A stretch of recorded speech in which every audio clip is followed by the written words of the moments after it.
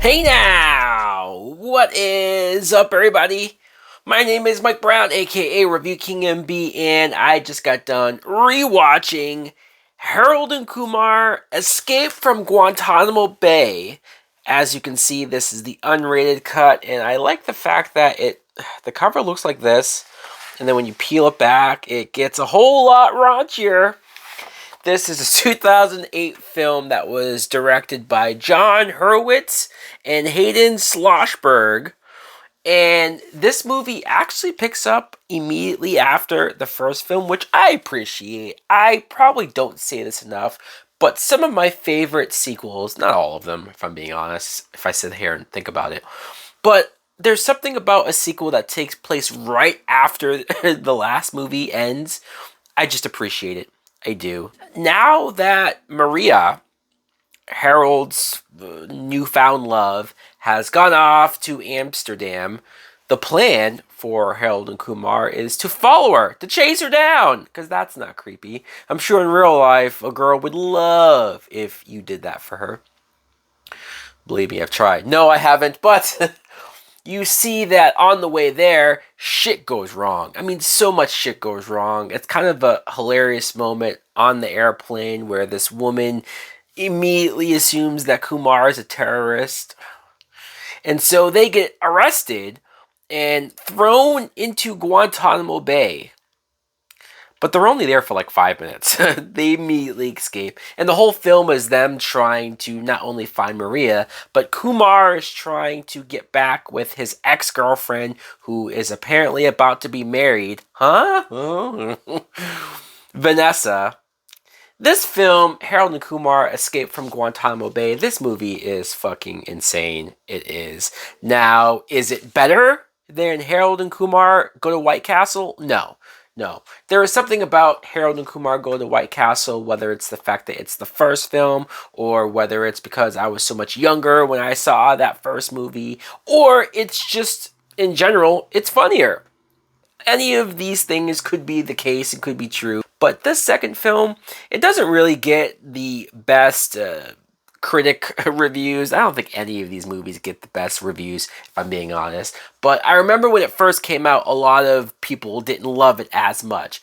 I still enjoy it. I still have fun with it. I still laugh a lot.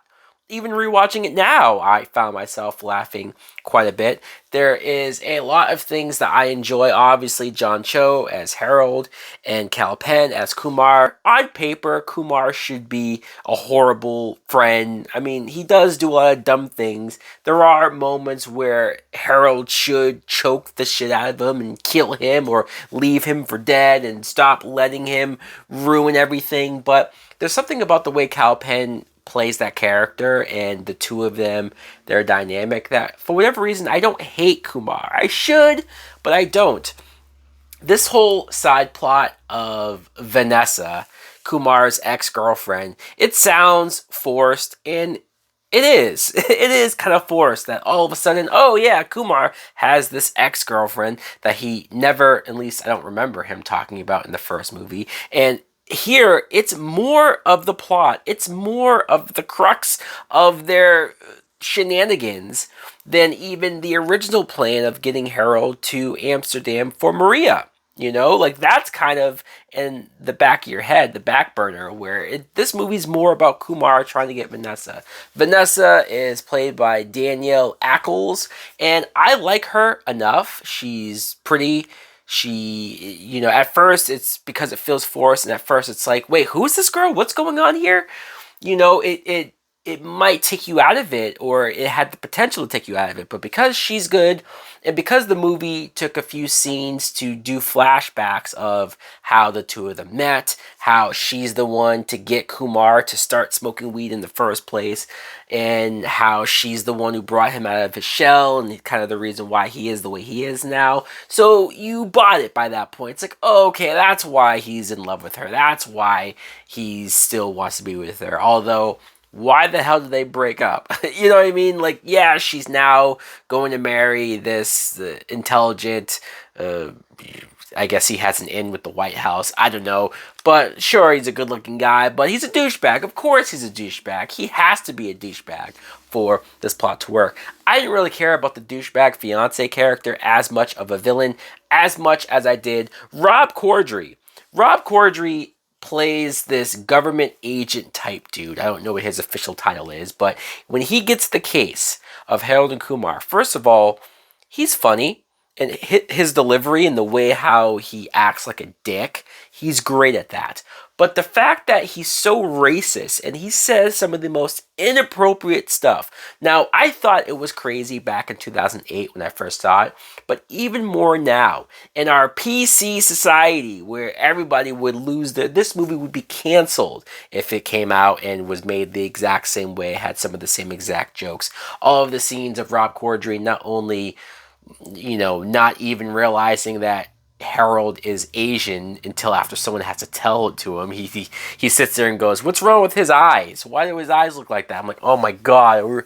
And then there's a moment when they go to a black neighborhood and Rob Corddry is having to interrogate one of the black guys there. And he starts pouring out grape soda in order to get the black guy to talk. This is so fucked up. And am I supposed to be angry at that? I do find inappropriate jokes like that funny. There's another scene when he interviews the two Jewish friends, Eddie K. Thomas and David Krumholtz, and he just pours a bunch of coins on the table. It's just, there's so many moments like that just, I could see if somebody says, no, this is too far, or this is too much, or this is too racist, or it's like, I can't argue. But I, for whatever reason, find a lot of that humor hilarious.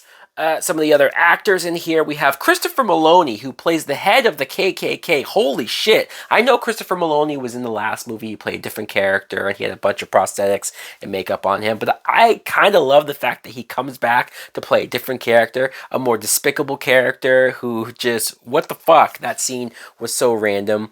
And we have a George W. Bush cameo. It's not the real George W. Bush, of course, but I do like the idea. Say what you want to say about him as a president, but the idea of them going to his house and actually smoking weed with him, and he ends up being like the chillest, coolest dude. This would not be a Harold and Kumar film without Neil Patrick Harris coming back, playing himself once again, doing mushrooms and having sex with women and doing some horrible, horrible things. And I love it. It's more of the same stuff. It had the potential to jump the shark, or it had the potential to be bad because it worked so well in the first movie, but I think it works here. Hell, they kill Neil Patrick Harris in this movie, unless you stay for the after credit scenes.